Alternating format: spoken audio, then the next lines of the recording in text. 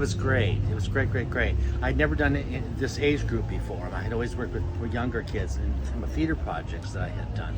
So the high school, I sort of thought, I was a little worried that are they just going to say, we don't want to do this, or eye roll me, or he's too old. And they didn't. They were great. We showed up, and I knew what I was going to do for them was a project. It would be a flock of birds.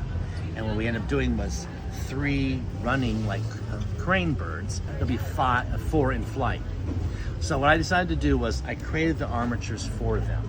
I thought there was no point for them to learn how to do that because I knew they were going to be chicken wire and PVC, and so I made those ahead of time and said, this is instead what I want you to do is a study in texture and color and form.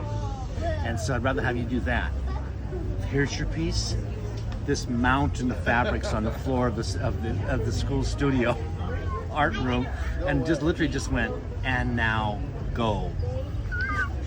And I thought, here's where they're gonna go. We're not gonna do this. They were great.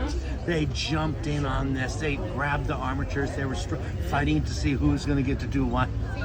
They were cutting fabric, and then I helped them as well. I brought some of my cutting tables and stuff.